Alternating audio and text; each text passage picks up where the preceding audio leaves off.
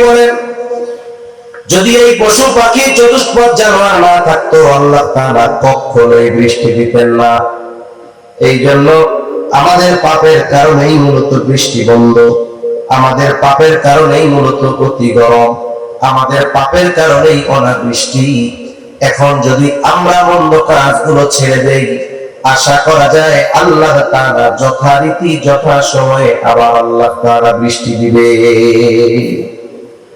আমরা যদি আল্লাহর পথে না আসি, আমরা যদি মুত্তাকি না হই, খোদা ভীরুতা অর্জন করে গুনাহ থেকে যদি না বাঁচি, তাহলে আল্লাহ তাআলা আমাদের জন্য বরকত রহমতের দোয়া খুলবে না। যেমন আল্লাহ তাআলা এক জায়গায় বলেন, ওয়ালাউ আন্না আহলাল কুরা আমানু ওয়াত্তাকু লাফাতাহনা আলাইহিম বারাকাতিন মিনাস সামাই ওয়াল আরদ।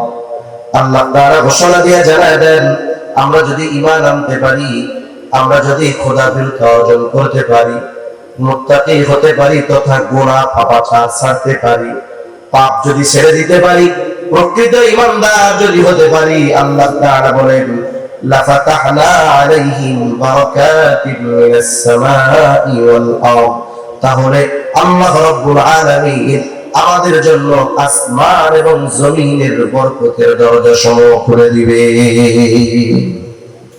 আকাশ থেকে যথা সময়ে বৃষ্টি হবে, জমিন থেকে যথাযথভাবে ফসল উৎপন্ন হবে।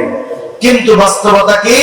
আমাদের ঈমানের কমজোরি, আমাদের তাকওয়া খোদা ভীরুতা নাই বললেই চলে, ঠিক কিনা বলেন? তাহলে মন্দ কাজ দুই ভাবে হয়, একটা হলো শরীয়তের দৃষ্টিতে মন্দ কাজ, আর একটা হলো মনুষ্য সৃষ্ট মন্দ কাজ। এটা কেউ শরীয়ত অপছন্দ করে। যে কারণগুলো পরিবেশ বিজ্ঞানীরা বলতেছে যে বৃষ্টি না হওয়ার অন্যতম প্রধান কারণ হলো গ্রিন হাউস গ্যাস বেড়ে যাওয়া। এখন গ্রিন হাউস গ্যাস আবার কাকে বলে? আল্লাহ তাআলার সৃষ্টি কৌশল সম্পর্কে আমাদের জানার দরকার। আল্লাহ তাআলার নিজাম বড় সুন্দর।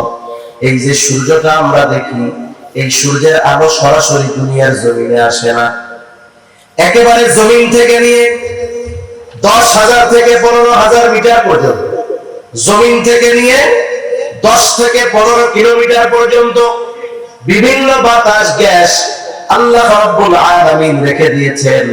আর এইগুলো কাজ করে ছাঁকনি ফিল্টারের কাজ করে। এই গ্যাসগুলোকেই বলে গ্রিন হাউস গ্যাস। এই গ্যাসের কাজ কি? বলে সূর্যের আলো যদি সরাসরি পৃথিবীতে আইসা পড়তো, তাহলে পৃথিবী বসবাসের উপর অনুপযুক্ত হয়ে যাইত, মানুষ গরমে টিকতে পারতো না। সূর্যের আলোর যেই বেগুনি রশ্মি, ওটা যখন গায়ে পড়তো, মানুষের জন্য ক্ষতির কারণ হয়ে দাঁড়াইতো। এই যে 10-15 কিলোমিটার যে একটা স্তর আছে বাতাসের স্তর, ওইগুলো হলো ফিল্টারের কাজ করে, ছাঁকনির কাজ করে। ওইগুলো ভেদ করে যখন সূর্যের আলো আমাদের কাছে পৌঁছায়, সূর্যের আলোটা ফিল্টারিং হয়ে যায়, এই দুনিয়ার জমিনে যখন সূর্যের আলো পড়ে, ওটা আমাদের জন্য উপকারী ভিটামিন ডি তে পরিণত হয়ে যায়। ওই সূর্যের আলো যদি সরাসরি এসে গাছ-গাছালির উপরে পড়তো, এগুলা বাঁচতো না, একেবারে মরুভূমি হয়ে যেত। আবার যদি এইগুলো না থাকতো, রাতের বেলায় কি হইতো জানেন? গোটা পৃথিবী শীতল হয়ে যেত, একেবারে -ডিগ্রি গরম হয়ে যেত। এজন্য আল্লাহ তাআলা আমাদের সুবিধার্থে এই 10 থেকে 15 কিলোমিটার পৃথিবীর শুরু থেকে নিয়ে, জমিন থেকে নিয়ে, ভূপৃষ্ঠ থেকে নিয়ে আকাশের দিকে, গোটা পৃথিবীর চারদিকে এইভাবে প্রায় 10 থেকে 15 কিলোমিটার পর্যন্ত একটা লেয়ার আছে, বাতাসের লেয়ার, বিভিন্ন গ্যাস আছে। এখন কি হয়? এইগুলোর কারণে মূলত তাপ বাড়ে কমে। কেমনে? একটা উদাহরণ দিলে বুঝতে সহজ হবে। কঠিন লাগতেছে না তো আপনাদের? কিছু জিনিস আমাদের জানার দরকার, তাহলে আমরা বুঝতে পারবো। এখন কথা হইল, এই গ্যাসগুলোর মধ্যে কি কি গ্যাস আছে? কিছু আছে জলীয় বাষ্প, শুধু বাতাস, কিছু আছে কার্বন ডাই অক্সাইড, কিছু আছে মিথেন গ্যাস।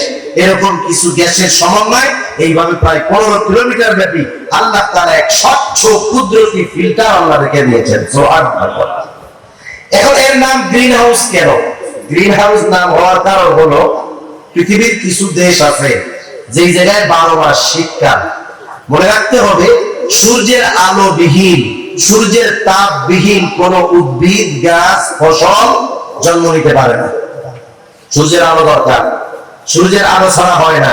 শীত প্রধান দেশ, সেইখানে তো সূর্যের আলো অল্প সময় থাকে। আবার শীত যখন থাকে, সূর্যের আলোর প্রখরতা, তাপ কম থাকে। ওই সমস্ত দেশে এক ধরনের কাঁচের, স্বচ্ছ কাঁচের ঘর বানানো হয়।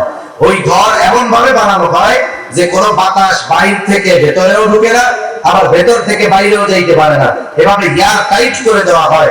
এইবার সূর্যের আলো যখন ওই কাঁচের ঘর দিয়ে ভেতরে ঢুকে, ওই ভেতরটা বড় উত্তপ্ত হয়ে যায়, গরম হয়ে যায়। এইবার ওই জায়গায় ওরা শীতকালের যেই দেশগুলো শীত প্রধান দেশ, ওরা শাকসবজি এগুলো চাষ করে। সূর্যের আলোর তাপটাকে দীর্ঘ সময় ধরে রাখে। যখন ভেতরে গরম হয়, সূর্যের আলো পড়ে, আর ওই যে কাঁচ দিয়ে ঘেরা, তাপটা বের হয়ে ছড়ায় যেতে পারে। যেমন একটা উদাহরণ, আপনাদের অনেকের বাড়িতে বিল্ডিং আছে না নাই? বিল্ডিং আছে, রান্নাঘর আছে। মনে করেন কোন মা বোন যদি একেবারে দরজা জানালা সব আটকিয়ে রান্না করে, গরম কত হবে? 45-50 ডিগ্রি গরম হয়ে যাবে। কিন্তু যদি সব চারদিকে খোলা থাকে, দরজা জানালা থাকে, তাহলে ওইখানে স্বাভাবিক গরম কম লাগবে। কেন? বলে তাপটা ছড়ায় যাইতে পারতেছে। আর গরম কেন লাগে? বলে তাপটা আটকে আছে, ছড়াইতে পারতেছে না, এই জন্য গরম লাগে। ঠিক কিনা? অথচ রান্না হচ্ছে তাপ এক, কিন্তু তাপ যদি ছড়ায় যাইতে পারে গরম কম লাগে, তাপ যদি না ছড়াইতে পারে গরম তাহলে কি লাগে? বেশি লাগে। এই গ্যাসগুলো হলো ছাঁকনির মতো, ফিল্টারের মতো। এগুলো থাকলে উপকার, না থাকলে ক্ষতি। তবে বেশি হইলে ক্ষতি, একেবারে না থাকলেও ক্ষতি। এখন এই গ্রিন হাউস কেন বলা হইল? বলে এইগুলা হতো যেহেতু স্বচ্ছ গ্যাস, পৃথিবীর বুকে যখন সূর্যের আলো পড়ে সবকিছু গরম হয়। যেখানেই আলো পড়ে ওই জায়গাটাই সূর্যের থেকে তাপ শুষে নেয়। সূর্য যখন ডুবে যায় তখন সমস্ত বস্তু তাপকে ছেড়ে দেয়। কিন্তু অসুবিধা হলো ওই গ্রিন হাউস গ্যাসের ফিল্টারের ছাঁকনি গুলো যখন বন্ধ হয়ে যায় তখন আর তাপ ছড়াতে পারে না। রাতের বেলাও তখন গরম বেশি অনুভব হয়। এখন ওই গ্রিন হাউস গ্যাস ইফেক্ট এটা বেশি হয়ে গেলে সমস্যা। এখন গ্যাস বেশি হয় কেন? এই যে গ্যাসগুলো বেশি হইয়া জমিনটা এত গরম থাকে কেন? এর কারণ হলো বলে কার্বন ডাই অক্সাইড বেশি মাত্রায় থাকার কারণে গ্রিন হাউস গ্যাস ইফেক্ট এর প্রভাব পড়ে আর গরম বেশি হয়। যে গ্যাসগুলো আছে একেবারে জমিন থেকে নিয়ে 15 কিলোমিটার পর্যন্ত, এর মধ্যে কার্বন ডাই অক্সাইড প্রায় 60%, প্রায় 60 ভাগ কার্বন ডাই অক্সাইড। কথাগুলো বুঝতে হয়তো কঠিন হবে, কিন্তু বোঝার দরকার আছে। কার্বন ডাই অক্সাইড কোনটা? সাধারণভাবে আমরা কি বুঝি? শ্বাস যেটা নেই এটা অক্সিজেন, যেটা ছাড়ি এটা কার্বন ডাই অক্সাইড, বিষাক্ত গ্যাস। আমরাই যে শুধু কার্বন ডাই অক্সাইড ছাড়ি তা না, বায়ু দূষণের মাধ্যমে কার্বন ডাই অক্সাইড ছড়ায়।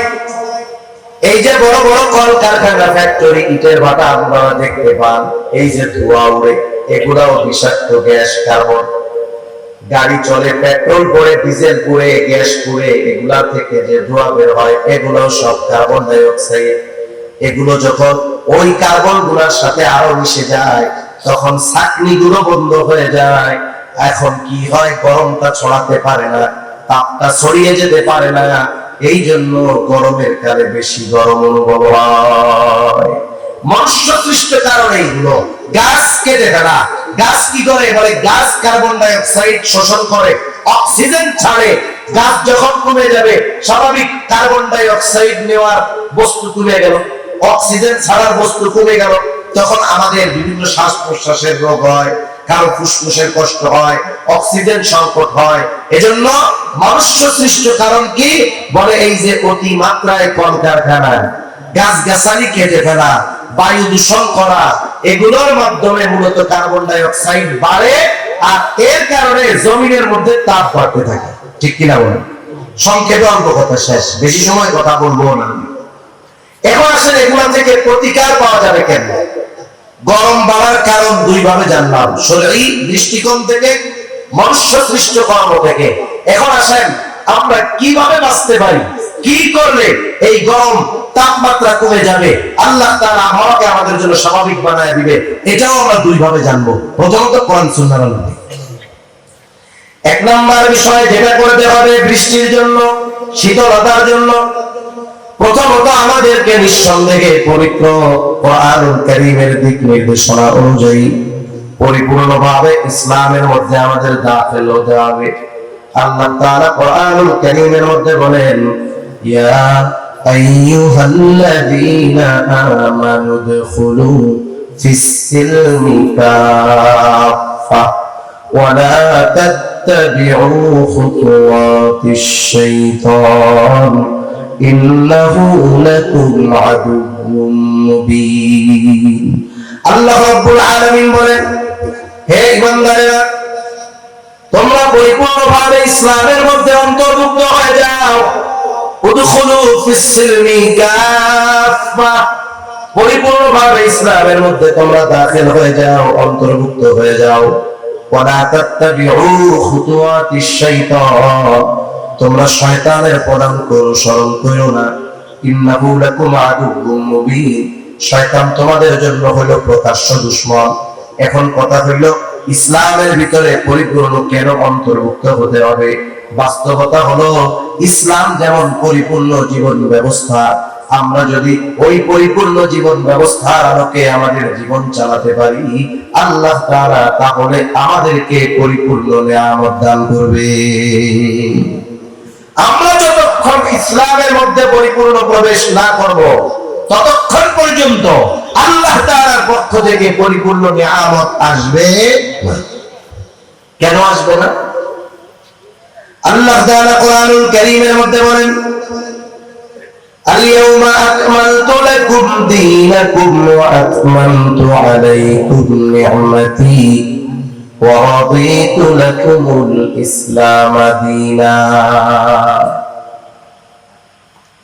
আল্লাহ তাআলা কোরআনুল কারীমের মধ্যে বলেন, আজকে আমি তোমাদের জন্য তোমাদের দ্বীনকে পরিপূর্ণ করে দিলাম। আল-ইয়াওমা আকমালতু লাকুম দীনাকুম, আমি তোমাদের জন্য তোমাদের দ্বীনকে পরিপূর্ণ করে দিলাম।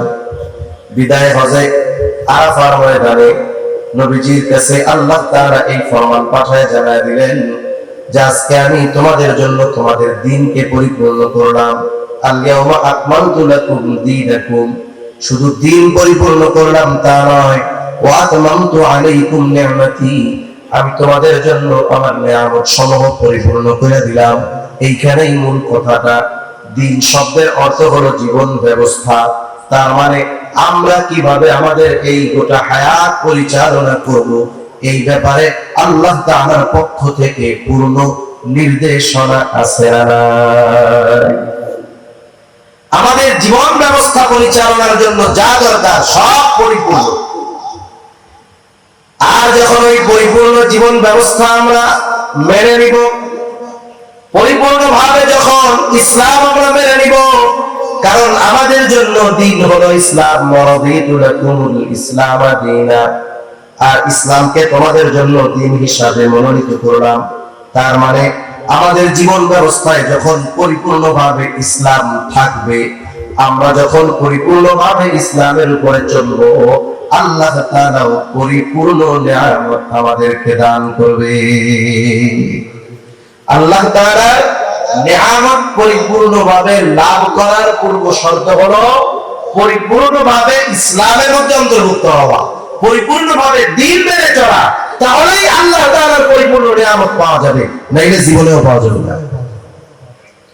কারণ আল্লাহ তাআলা দ্বীন পরিপূর্ণ করার ঘোষণার পরে নিয়ামত পরিপূর্ণতার ঘোষণা দিয়েছেন। এর দ্বারা বোঝা যায় এটা যে যেই প্রকৃত দ্বীন মেনে চলবে, পরিপূর্ণ দ্বীন মানবে, আল্লাহ তাআলা তাকেই পরিপূর্ণ নিয়ামত প্রদান করবে। ঠিক কিনা বলেন? তাহলে আমরা যে আল্লাহর পক্ষ থেকে নিয়ামত বঞ্চিত হচ্ছি, এর কারণ কি? প্রথম কারণ পরিপূর্ণ ইসলামের মধ্যে দাখিল না হওয়া। দেখা যাবে আমরা ইসলাম বলতে, দ্বীন বলতে বুঝি 5 ওয়াক্ত নামাজ পড়লাম, হজ ফরজ হয়েছে হজ করলাম, যাকাত ফরজ হয়েছে যাকাত দিলাম, শেষ। আমাদের কারো দ্বীন আছে মসজিদের মধ্যে, ঘরের মধ্যে ইসলাম নাই, দ্বীন নাই। অথচ জীবনের প্রতিটা পদক্ষেপে ইসলাম আছে, দ্বীন আছে, এটা মানতেই হবে। ইসলাম কেমনে পথ চলতে হবে এটাও বলে দিয়েছে। ইসলাম কেমনে ঘুমাতে হবে সেটাও বলে দিয়েছে। ঘুমানোর সময় লাইটটা বন্ধ করে ঘুমাতে হবে, এটাও ইসলাম বলে দিয়েছে। ব্যবসা কেমনে করতে হবে ইসলাম বলে দিয়েছে। একজনের হকের ব্যাপারে আমার করণীয় কি ইসলাম বলে দিয়েছে। জীবনের এমন কোন দিক নাই যেই জায়গায় ইসলামের দিক নির্দেশনা নাই। তাহলে আমরা পরিপূর্ণ ইসলাম মানি না, এই জন্য আল্লাহ তাআলা আমাদেরকে পরিপূর্ণ নিয়ামত দেন না। এইরকম মাঝে মধ্যে অতি গরম জলশ্বাস আয়লা লাইলা সিডর দিয়া আমাদেরকে কিছু শাস্তি আস্বাদন করান। কেন বলে এরা যেন বুঝা আমার দিকে ফিরে আসে, কিন্তু আফসোস আমরা তা বুঝি না, আমাদের আরো অপরাধের মাত্রা বাড়ে। তাহলে আমরা যদি শীতল আবহাওয়া চাই আল্লাহ তাআলার পক্ষ থেকে, বৃষ্টি নামক নিয়ামত যথা সময়ে যথাযথ পরিমাণ চাই, এক নাম্বার আমাদেরকে পরিপূর্ণ ইসলামের মধ্যে দাখিল হতে হবে। দুই নাম্বার, বৃষ্টি যদি না হয় আমল নবীজি শিখাইয়া দিয়েছেন সালাতুল ইস্তিসকা আমল করতে হবে। আফসোসের ব্যাপার এই যে সালাতুল ইস্তিসকা অনেক জায়গায় আদায় করতেছে, আবার অনেক মুসলমান নামধারী আধুনিক মডারেটর মুসলমান ওরা এটা নিয়ে তিরস্কার করতেছে। বলে আরে আবহাওয়াবিদরা বলছে বৃষ্টি হবে না, ওরা নামাজ পড়ে বৃষ্টি না হইব। বৃষ্টি হোক আর না হোক, শরীয়তের যেহেতু একটা দিক নির্দেশনা আছে, আল্লাহর কাছে বলার নির্দেশনা আছে, আল্লাহর কাছে বলতে অসুবিধা আছে কোন? আমরা নামাজ পড়বো, আল্লাহ তাআলা চাইলে দিবে, না চাইলে আল্লাহ দিবে না। আবার অনেক জায়গায় দেখলাম অনেকে এখানে একটা ট্রেডিশন বানায় আছে। কিরকম? বলে অমুক মসজিদের লোকজন পড়লো, আমরা না পড়লে হয় না, ইজ্জত থাকে আমরাও পড়ি। এই কাম করে কি আল্লাহর কাছ থেকে বৃষ্টি পাওয়া যাবে? যাবে না। এক জায়গায় একজন আলেম খুব দুঃখ করে বলতেছে, বলেন যে হুজুর আমরা এক জায়গায় সালাতুল ইস্তিসকার আয়োজন করেছি, এলাকার সব ওলামায়ে কেরাম আশেপাশের সবাইকে দাওয়াত দিয়েছি। বড় একটা গ্রুপ ওলামায়ে কেরামের মানুষ যারা দিনদার মানুষ, এরা বলতেছে আরে নামাজ পড়ে কি হইব, বৃষ্টি নাম বলি আবহাওয়া অফিসের থেকে এরকম কোনো দিক নির্দেশনা নাই। চিন্তা করে দেখেন, দিনদার মানুষগুলো কিছু আলেম যদি আবহাওয়া অফিসের উপরে নির্ভর করে থাকে, তাহলে আল্লাহর উপরে নির্ভর ভরসা গেল কোথায়? ট্রেডিশন বানানো যাবে না, ইবাদতের মতো করতে হবে, যথাযথভাবে করতে হবে। দেখা যাবে সালাতুল ইস্তিসকার আয়োজন হয়েছে, ওই জায়গায় সবাই গেছে, সুদ করে গেছে, ঘুষ করে গেছে, বাটপার গেছে, অন্যের হক ময়লা খাওয়া লোক গেছে, কিন্তু গুনাহ করছে, কিন্তু তওবা কইরা যায় না। প্রথমত তো সকলকে খালেস ভাবে তওবা করতে হবে। বৃদ্ধ, শিশু, গবাদি পশু গুলারেও ওই রোদ্রের মধ্যে নিয়ে নামাজে দাঁড়ায় যাইতে হবে। কিন্তু দেখা যাবে আমরা যারা নামাজের মধ্যে অংশগ্রহণ করতেছি, অনেক পাপী আছে, তাওবা করে নাই, ক্ষমা চাই নাই, মাফ চাই নাই, ওই ব্যক্তিও নামাজীদের সাথে গিয়ে নামাজ আদায় করতেছে। কিন্তু প্রথম শর্ত কি? যারা যাবে সকলকে খালেস ভাবে তওবা করতে হবে, গুনাহ থেকে মাফ চাইতে হবে। যেমন মুসা আলাইহিস সালামের সময় বৃষ্টি হয় না, পয়গম্বর মুসা আলাইহিস সালাম মানুষদেরকে নিয়ে সালাতুল ইস্তিসকা আদায় করবে, এখন নামাজ তো পড়ছে, বৃষ্টি হয় না।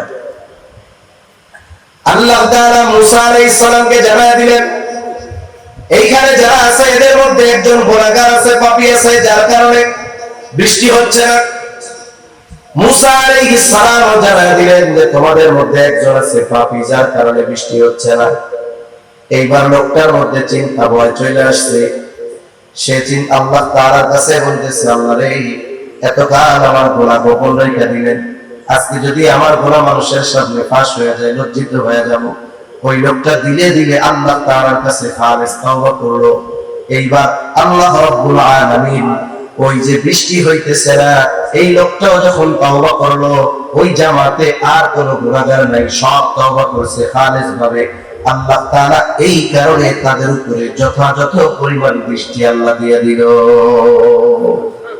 এই জন্য ট্র্যাডিশন বানাইলে হবে না। ইবাদতকে যদি ইবাদতের মতো না করা হয়, ওই ইবাদত আল্লাহর কাছে কবুল হবে না, ওই ইবাদতের দ্বারা ফায়দা পাওয়া যাবে না। তখন কি হবে? তখন ইসলাম বিদ্বেষীরা এগুলো নিয়ে মজা করবে, ঠিক কিনা বলেন? এজন্য যে কোনো জিনিস করার আগে বিজ্ঞ উলামায়ে কেরামের তত্ত্বাবধানে পরামর্শ সাপেক্ষে সুন্দরভাবে বিষয়গুলো করা দরকার। আবার আফসোস লাগে, দেখেন অনেক জায়গায় দেখলাম সালাতুল ইস্তিসকার অনুমতিও দিতে চায় না। খুব ফলাও করে প্রচার হলো ঢাকা ইউনিভার্সিটির মধ্যে সালাতুল ইস্তিসকা হবে। আমরাও চিন্তা করলাম যাক হোক, কিন্তু একদিন পরে দেখা গেল আবার ঘোষণা, অনাকাঙ্ক্ষিত কারণে সালাতুল ইস্তিসকা সম্ভব নয়। আসলে বিষয়টা হলো ঢাকা ইউনিভার্সিটির মধ্যে ইসলাম পালন এটা কঠিন হয়ে দাঁড়াইছে। আমরা যদি শুধু এইটা মনে করি যে শুধু ঢাকা ইউনিভার্সিটির মধ্যে মনে হয় ইসলাম পালন কঠিন হচ্ছে, তা নয়। সময় গড়াতে দেন, একটা সময় দেখবেন এই 92% মুসলমানের দেশেও পরিপূর্ণভাবে ইসলাম মান্য করা হয়তো কঠিন হয়ে যাবে। এজন্য মুসলমানদের সচেষ্ট সতর্ক থাকার দরকার। আগামী প্রজন্মকে ইসলাম শূন্য করার এক গভীর ষড়যন্ত্র চলতেছে বিভিন্ন ভাবে। কত পদ্ধতিতে যে আসবে, কত পথ দিয়ে যে ষড়যন্ত্রগুলো আসবে, এই পথগুলো নির্ণয় করা আমাদের জন্য কঠিন হয়ে যাবে। কিছু কিছু সময় পাঠ্যপুস্তকের মধ্যে গল্প ঢুকায় দেয়। যেমন গল্প তো অনেকগুলাই আছে, সবচাইতে বেশি প্রসিদ্ধি যেটা লাভ করেছে শরীফ শরীফার গল্প। আফসোস লাগে, একজন মূর্খ মানুষ যে লেখাপড়া জানে না, ওরেও যদি গল্পটা বুঝায় বলা হয়, ও বুঝবে যে এই গল্পের মধ্যে ষড়যন্ত্র আছে, ঠিক কিনা বলে। কিন্তু আমাদের দেশে কয়েকজন বিজ্ঞ লোককে তদন্ত কমিটি করে এই গল্পের কি অসারতা এটা বের করার জন্য দায়িত্ব দেওয়া হলো। এর মধ্যে একজন আলেমও ছিলেন। আমি বুঝলাম না, যেগুলো আওয়াম ওগুলো নাইলে বাটপা, ওগুলো নাইলে ইসলাম বিদ্বেষী, কিন্তু একজন আলেম তার চোখে এই গল্পের মধ্যে কোনো অসারতা মনে পড়ে নেই। এই জন্য পাঠ্যপুস্তকে গল্পটাকে বহাল রেখে দিচ্ছে। এটার দ্বারা আমাদের সন্তানদেরকে গভীর এক ষড়যন্ত্র করে ইসলাম বিমুখ করার, সমকামী করার এবং লাজ লজ্জা অশ্লীলতার প্রচার প্রসার করার এবং আমাদের সন্তানদেরকে এক অনৈতিক পরিবেশের মুখোমুখি ঠেলে দেওয়ার প্রচেষ্টা করতেছে, ঠিক কিনা বলেন। এরপরে কয়েকদিন শুনতেছি স্কুল কলেজের ক্লাস শুক্রবারেও চালু রাখবে। মনে রাখবেন যে এক এলাকায় শুধু মুহাম্মাদুর রাসূলুল্লাহ আসে নাই, ওই এলাকায় আবু জাহেল ছিল, ঠিক কিনা বলেন। এজন্য চট্টগ্রামে শুধু বুজুর্গ ওলামায়ে কেরামই আছে তা না, এখানে অনেক ইবলিসের খলিফাও আছে, ঠিক কিনা বলেন। শুক্রবারের দিন ক্লাস চালু করবে। অনেকে বলতে অসুবিধা কোথায়? অসুবিধা তো আছে। এই জুমার দিন ইসলামের জন্য, মুসলমানদের জন্য একটি গুরুত্বপূর্ণ দিন, ঠিক কিনা বলেন। মানুষ যত কিছুই করুক না কেন, এই জুমার নামাজ মুসলমানদের অন্যতম একটি নিদর্শন। যেই মানুষটা শয়তানের ধোঁকায় পড়ে সারা বছর নামাজ পড়ে না, 5 ওয়াক্ত নামাজ পড়ে না, ওই লোকটাও জুমার দিন কমপক্ষে 2 রাকাত নামাজ পড়ার জন্য মসজিদে আসে, ঠিক কিনা বলেন। একটু আগে আসে, খতিব সাহেব যেই বয়ান দেন, কিছু দিনই কথা, দিক নির্দেশনামূলক কথা শুনে। শহরের মধ্যে বাবা তার ছেলেকে নিয়ে জুমার দিন আগে আগে মসজিদে আসে। এই যে সন্তানগুলো কমপক্ষে সপ্তাহে একদিন নামাজ পড়তে আসে, এটাও কিন্তু ইসলাম বিদ্বেষীদের ভালো লাগতেছে না। ওরা এই নামাজ বন্ধ করে দিতে চায়। আগামী প্রজন্ম এদেরকে মসজিদ বিমুখ যদি করতে পারে, অন্যান্য দিন তো সময় নাই, জুমার দিনটা আসতো, এই দিনটাও যদি বন্ধ করে দিতে পারে, আস্তে আস্তে এদেরকে ইসলাম বিদ্বেষী করে তোলা যাবে। এদের মধ্য থেকে ইসলামকে বের করে দেওয়া যাবে। এরা হয়তো মুরতাদ হবে, না হয় বিবাহ হবে, না হয় একেবারে একনিষ্ঠ সেকুলার হয়ে যাবে, ঠিক কিনা বলেন। জোর করা লাগবে না, চাপায়া দেওয়া লাগবে না। এই ধরনের এক একটা পদক্ষেপ গ্রহণ করে আমাদের আগামী প্রজন্মকে শেষ করে দেওয়ার অপচেষ্টা এই ইসলামের দালালগুলো করতেছে, ঠিক কিনা বলেন। এজন্য আমাদের সচেষ্ট সতর্ক হওয়া দরকার। প্রত্যেকটা মুসলমান যারা আল্লাহকে বিশ্বাস করে, নবীকে বিশ্বাস করে, এই সব মানুষগুলো একত্রিত হয়ে প্রতিবাদ করার দরকার। কে কোন দলের, কে কোন পীরের মুরিদ, এগুলো যদি কিছু কিছু সময় আমরা যাচাই বাছাই করি, তাহলে দেখা যাবে হাজারো দলে আমাদেরকে বিভক্ত করে সাইজ করে দিবে। আপনাদের জানা থাকতে পারে যে একটা সিংহ সে এক ঝাঁক ছাগল, গরু অথবা যে কোনো প্রাণীর উপরে হামলা করে না। সে প্রথমে কি করে, ওই এক দল থেকে যে কোনো একটাকে সে পৃথক করে। একসাথে যদি 50টা থাকে, ওরা যদি প্রতিবাদী হয়, সিংহ ভয়ে পালাবে। এজন্য সে প্রথমে কি করে, যে কোনো একটাকে আলাদা করে, এইবার যেটাকে আলাদা করে ওটাকেই সে টার্গেট করে। এজন্য মুসলমানদের মধ্যে ইউনিটি দরকার, ঐক্য দরকার। বৃহৎ স্বার্থ আছে কিছু জিনিস যেগুলো সামগ্রিক বিষয় ইসলামের, এই বিষয়গুলোর ব্যাপারে মুসলমানদের কমপক্ষে এক হওয়ার দরকার, এবং এগুলোর ব্যাপারে সর্বোচ্চ সচেষ্ট প্রত্যেকটা খতিবকে মসজিদ থেকে সাধারণ মুসল্লিদের করা দরকার। আর সাথে সাথে সাধারণ মুসলমান যারা, এরাও স্ব-উদ্যোগে প্রতিবাদী হওয়া দরকার। যেমন আমি একটা কথা বলি, এই যে শরীফ শরীফার গল্প নিয়ে যেই ষড়যন্ত্র, এগুলো আপনারা সবাই শুনছেন না? শোনেন নাই এরকম দুই একজন আছেন? কেউ নাই, সবাই শুনছে। অথচ যারা শুনছে এদের সন্তানেরাই ওই বইগুলো পড়বে, ঠিক না? উচিত কি ছিল? ওলামা ইকরামের দায়িত্ব, তারা আপনাদেরকে সচেষ্ট করে দিল, সতর্ক করে দিল। তখন আপনাদের কি দায়িত্ব ছিল? আপনাদের এলাকার সবাই একত্রিত হয়ে, প্রত্যেক মহল্লা থেকে ছাত্র ছাত্রীদের অভিভাবকরা একত্রিত হয়ে উচিত ছিল এই বিষয়গুলোর প্রতিবাদ করা। এই বাংলাদেশে যদি প্রত্যেকটা মুসলমান, প্রত্যেকটা স্কুলের স্টুডেন্টদের অভিভাবকরা যদি একদিনে প্রতিবাদ করত, তাহলে এক মাসও লাগতো না, এক সপ্তাহের মধ্যে এই বইগুলো পুনর্মুদ্রণ করে এই অসারতাগুলোকে দূর করা হতো, ঠিক কিনা বলে? ইসলাম বিদ্বেষীরা কি দেখছে, যে তদন্ত কমিটি গঠন করে রিপোর্ট দিছে কয়েকদিন আগে, এই যে 2-4 মাস, এরা কি দেখছে বলেন তো? এই গল্পটা বিশ্লেষণ করতে কি 6 মাস লাগে নাকি? এ তো 6 মিনিটের কাজ, কিন্তু 3-4 মাস ওয়েট করছে কেন? এর পিছনে আপনারা বুঝেন নাই হয়তো।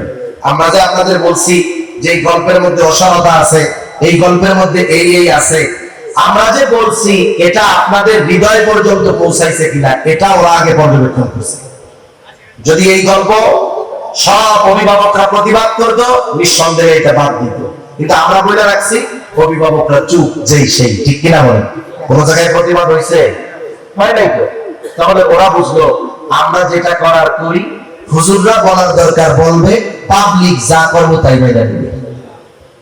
এটাই তো হয়েছে নাকি? যদি আপনারা সাধারণ মানুষ প্রতিবাদী হইতো, তাহলে দেখতেন এই বই পরিবর্তন হয়ে যেত। কিন্তু আফসোস, প্রত্যেকটা মসজিদের মেম্বার থেকে খতিব সাহেবরা বলেছে, প্রত্যেকটা মাহফিলে, প্রত্যেকটা ওয়াইজ করে এই বিষয়গুলো বলেছে, কিন্তু এত বলা আমাদের কর্ণকুহর দিয়ে হৃদয় পর্যন্ত পৌঁছাইতে পারে নাই।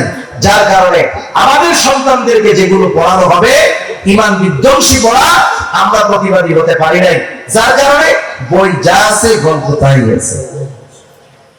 সামনে দেখবেন শুক্রবারের দিন ক্লাস চালু করতে যদি চায়, যদি করেও দেয়, এই যে আমরা আপনাদের সতর্ক করতেছি, হয়তো মিডিয়ায় শুনবে, তারাও দেখবে, কিন্তু দেখবেন আমরা বলার কাম বলতেছি, সাধারণ মানুষ শোনার কাম শুনতেছে, সরকার যা করার কাম করবে এরা কোনো প্রতিবাদী করবে না।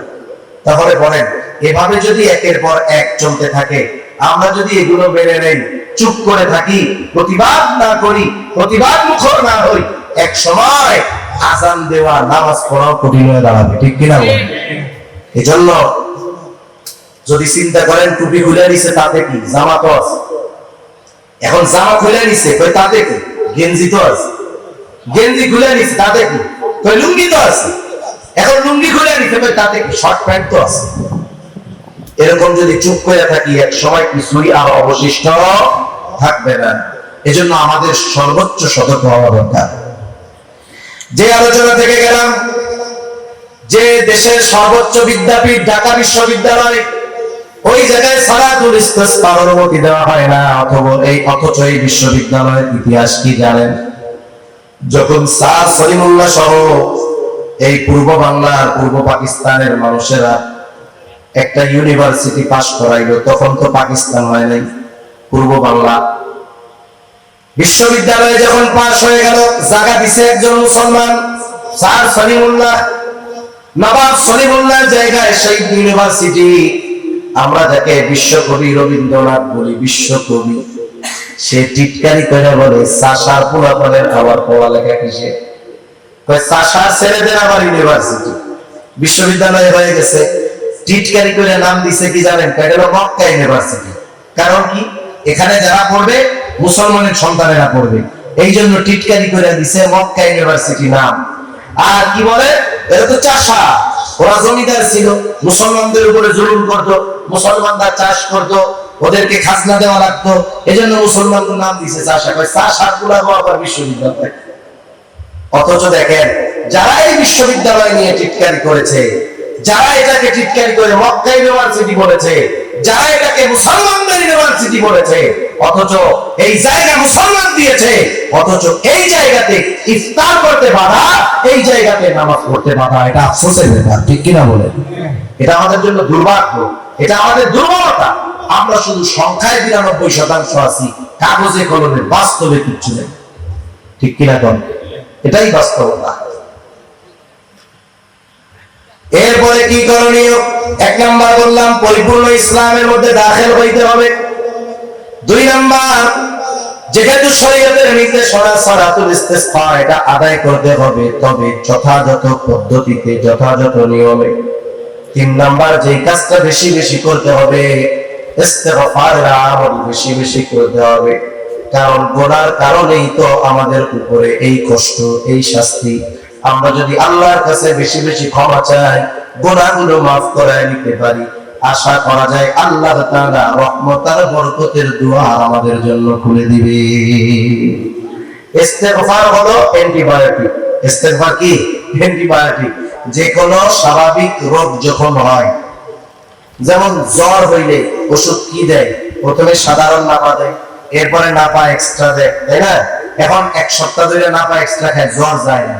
ডাক্তার কি বলে? এটা হলো ভাইরাস জ্বর, এটা নাপায় যাবে না, এটা কি খেতে হবে? বলে অ্যান্টিবায়োটিক খেতে হবে।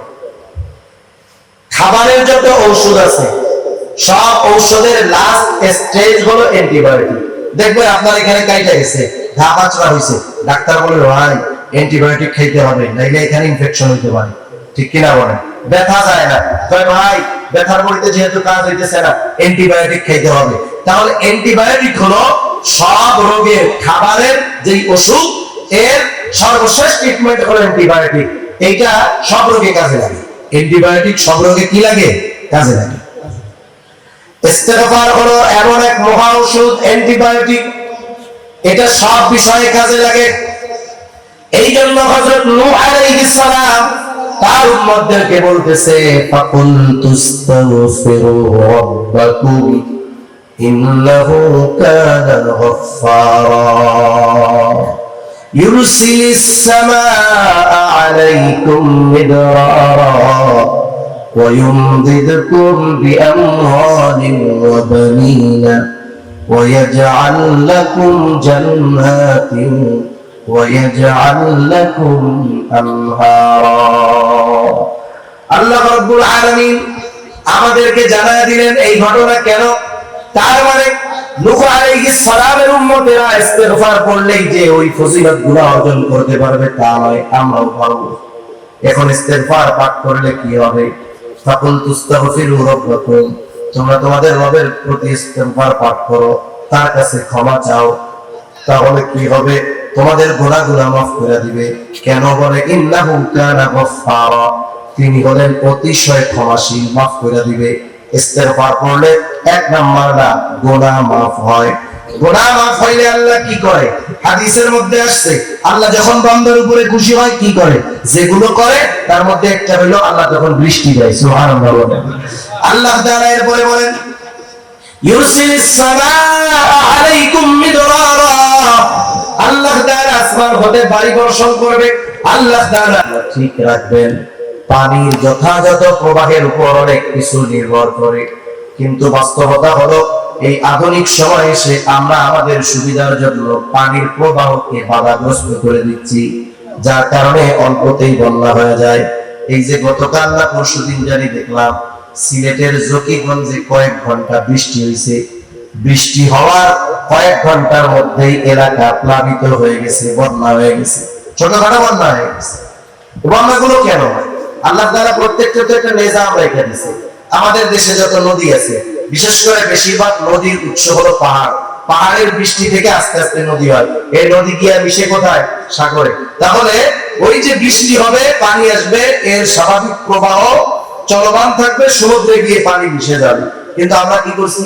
আমরা আমাদের সুবিধার্থে বড় বড় ব্রিজ বানাইছি, বড় বড় নদীর উপর দিয়ে ব্রিজ হয়েছে, যাতায়াত সুবিধা হয়েছে ঠিক, কিন্তু কি হলো? একটা ব্রিজ হওয়ার কারণে একটা নদী মরুভূমিতে পরিণত হয়ে যায়। নদীর নব্যতা কমে যায়, গভীরতা কমে যায়, যার কারণে কি হয়, চর পড়ে যায়। এখন ওই পাহাড়ি ঢল অনেক হয়েছে, গভীর থাকলে তো পানিটা নিচের দিকে যেত, যখন গভীরতা নাই সমান, পানি এবার দ্রুততার সাথে চতুর্দিকে ছড়ায় পড়ে। এই যে হাওরের মধ্য দিয়ে রাস্তা হয়েছে, বিগত বছর, তার আগের বছর বিশেষ করে সিলেটে ভয়াবহ বন্যা হয়েছে। বন্যা হয়েছে কি, এগুলো সব পাহাড়ি ঢলের পানি, সিলেটের ওই পাশে সব পাহাড়, পাহাড়ি বৃষ্টির পানি। এখন বন্যা হয়ে গেল কেন, পানি কিন্তু বেশি সময় আটকে থাকে নাই। বলে হাওরের মধ্য দিয়ে পানি যে সহজে প্রবাহিত হইতে পারতো, যখন রাস্তা হয়ে গেছে পানি আর স্বাভাবিক গতিতে যেতে পারে না, আটকে গেছে। ওই যে কিছু সময় যে আটকে থাকছে ওইটুকুতেই প্লাবিত হয়ে গেছে। মনে করেন আপনার ঘর একটানা ডুবে গেছে, 10 দিন ডুবে থাকে নাই, ডুবে থাকছে 5 মিনিট। এই 5 মিনিট যদি আপনার ঘর একটানা ডুবে যায়, তাহলে আপনার ক্ষতি হইতে কি বাকি থাকবে নাকি? বাকি থাকবে না। এখন আমরা এই মূলত এটাকে নষ্ট করে ফেলেছি। যদি আমরা ইস্তেগফার পাঠ বেশি বেশি করতে পারতাম, আল্লাহ তাআলা পানির প্রবাহ যথাযথভাবে রাখতেন, তাহলে এই যে অবস্থা তাপ প্রবাহ এগুলো থেকে যদি বাঁচতে হয়, 1 নাম্বার ইসলামের মধ্যে পরিপূর্ণ দাখিল হতে হবে। 2 নাম্বার, যেহেতু বৃষ্টি না হলে সালাতুল ইস্তিসকার শিক্ষা আমাদেরকে নবীজি দিয়েছেন, যথাযথভাবে সেটা করতে হবে। 3 নাম্বার, ইস্তিগফারের আমলটা বাড়ায় দিতে হবে। নবীজি সাল্লাল্লাহু আলাইহি ওয়াসাল্লাম বলেন, আল্লাহি ইন্নী লা আস্তাগফিরুল্লাহ ওয়া আতুবু ইলাইহি ফিল ইয়াউমি 100 মাররা। নবীজি সাল্লাল্লাহু আলাইহি ওয়াসাল্লাম বলেন, আমি দৈনিক 100 বার আল্লাহ তাআলার নিকট তওবা ইস্তেগফার করি। আর হাদিসের মধ্যে আসছে দৈনিক আমি 70 বারের অধিক আল্লাহ তাআলার নিকটে তওবা ইস্তেগফার করি। একজন নবী যার আগে পরে সব গুনাহ আল্লাহ মাফ করে দিয়েছেন, সেই নবী যদি এতবার ইস্তেগফার পাঠ করতে পারে, আমরা নিজের একটু প্রশ্ন করব যে আমি আজকে কয়বার ইস্তেগফার করছি? হিসাব করলে দেখা যাবে সপ্তাহে 100 বার হয়। সপ্তাহেও কি 100 বার হয় না? এটা ইস্তেগফারের আমল আমরা বেশি বেশি করব। ছোটটাই করি আস্তাগফিরুল্লাহ আস্তাগফিরুল্লাহ, আর যদি আরেকটু বেশি পারি আস্তাগফিরুল্লাহ আল আযীম ওয়া আতুবু ইলাইহি, এটাও করতে পারি। সেজন্য ইস্তেগফারের আমল বেশি বেশি করব।